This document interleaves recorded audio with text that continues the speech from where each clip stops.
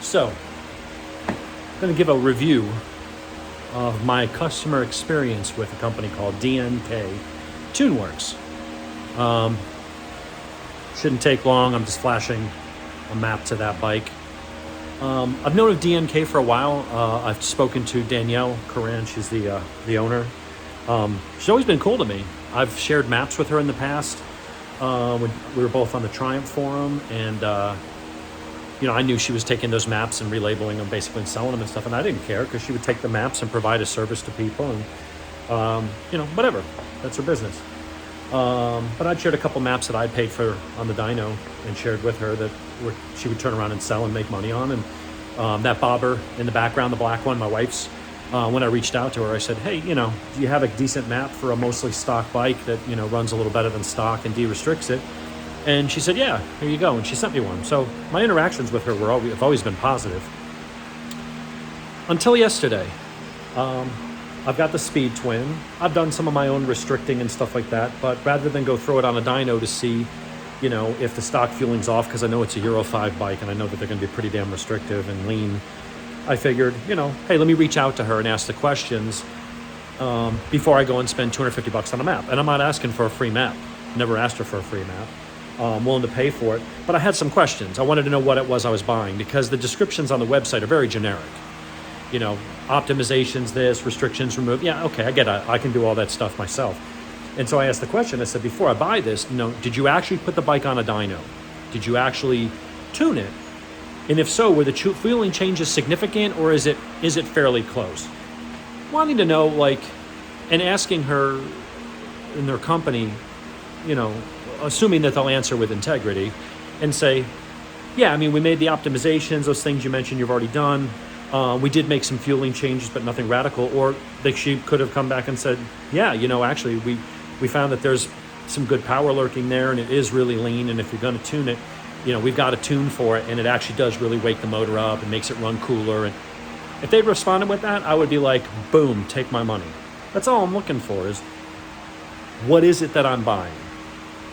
Well, I got some weird answers back, well, we can't give you that information. You can book an appointment and pay for a consultation.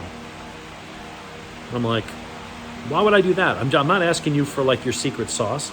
I know how things work. I've tuned bikes myself before, and certainly spent enough time with actual tuners in the dyno room to know, if I had access to a dyno, I could just tune this myself. And I said, look, I'm not asking you to tell me what the fuel tables are, and I added 3% here and took away 12% there. I'm not asking for that. I'm looking for just, tell me what it is. Did you find significant gains? Are you making significant changes on a stock bike, or should I just wait until I get, a full exhaust and then get the tune, right? Is it worth my time to do it now?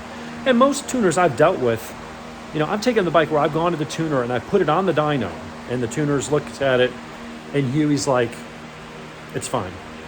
He's like, I could charge you money and get you 1.5 horsepower, but save your money, it's fine. And that's, I guess, the quality of tuners I'm used to dealing with. Chris Moore, Charles Huffstetter over at HFD1, Huey at Marietta Motorsports, even the Brentune guys, been really good to work with. So this kind of took me back that they weren't willing to answer the question of telling me, what is it I'm buying, So I was like, all right, whatever, I'll just pay the $250 and order the damn tune, and it is what it is.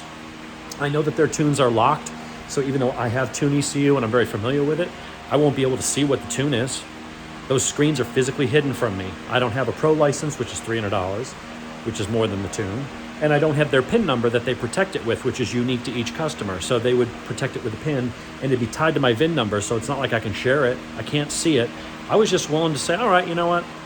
I know your reputation. I'll just buy the stupid tune, even if you're kind of being dicks and won't give me the details of what it is you're doing. I'm like, whatever, it's $250. I'll just pay it. To which then I got an email an hour later. We decided that we will not do business with you at all. We choose, you're asking questions, and you've mentioned that you know how to tune bikes and use Tune ECU, and it's our policy to not do any kind of business, and we're going to cut off any communications from anybody that does their own tuning and knows how to manipulate maps and Tune ECU.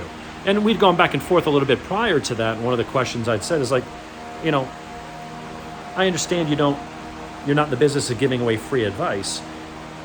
But if I walk into Home Depot or an Apple store, or if I walk into, anywhere, Best Buy, and I'm like, you've got these things here, tell me the details. What is better about this than what I have or what I could buy over there?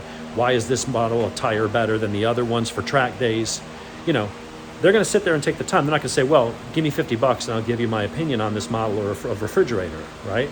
And I mentioned that to her. I said, that's not normal to do that. You're not an interior decorator that's coming to my house to do a private consultation and taking 3 hours out of your day, right? You're answering an email. Just tell me what you're doing.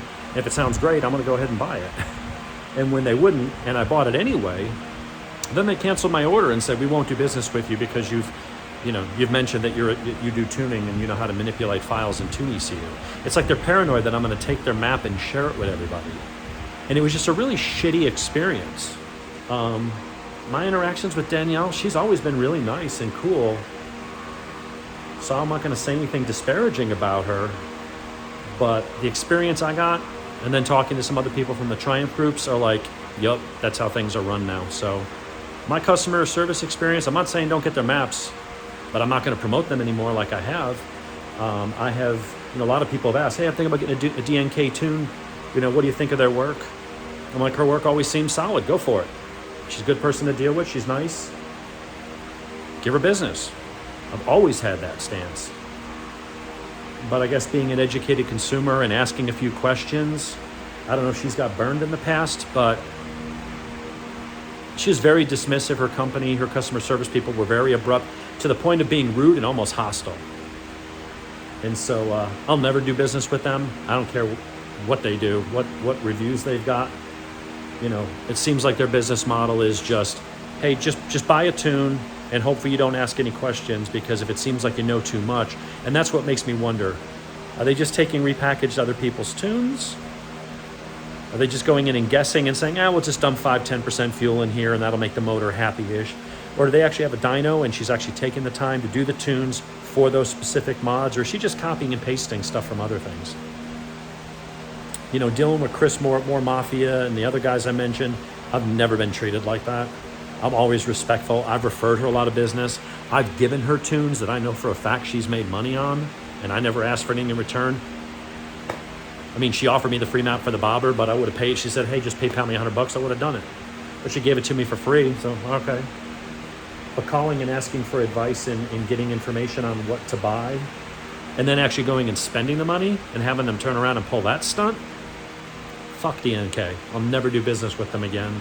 I will never recommend them. If you ask me what I think about them, I will tell you. Again, I'm not going to say anything disparaging about her as a person or anything libelous, but that was my experience. Those are the reviews I will be leaving on pretty much every review site I can find. That was my experience, and I'm just relaying it. Was not good. Would not do business with them again, and I do not recommend DNK TuneWorks. I don't know why they won't answer basic questions like that, and why they got freaked out that I was asking those kinds of questions. I mean, if what you're doing is on the up and up and you're not just copying and pasting basic tunes, why wouldn't you just say, yeah, we built a really custom tune, even though it's a stock bike, there's rooms for improvement, and great. Like I said before, take my money. That's all I wanted to hear. But they didn't want to say that, and they didn't want to answer questions, which makes me wonder, what are they actually doing and what are they actually charging for? I won't make any conclusions. You can draw your own conclusions from that. But if you do a few Google searches, you might find that my story is not an isolated incident. So anyway, this thing is almost done flashing with my own edits. 93%, and then we'll take it out. I'm doing it by butt dyno from right now until I can hear back from my local tuner. And I can get it on the dyno and do some actual work on it. But right now it's feeling a little bit better. Removed some of the, added back some of the ignition timing that they pulled. My throttle restrictions were already done. Now I'm just adding a little bit of fuel down in the lean area. I've already disabled and unplugged the O2 sensors, which is important. When you disable the O2 sensors, make sure that you unplug them, because all that does is get rid of the code when it doesn't see them. If you leave the plugs in there, the ECU will try to use them, and if you added fuel down in the low area in the cruising range where it tends to run lean for emission standards, it will try to, if you richen it up, it'll try to lean it back out. So you need to physically unplug them. Anyway, that's my customer review. 2 thumbs down. I'd show you the other thumb, but I'm holding the phone with it. So have a good one.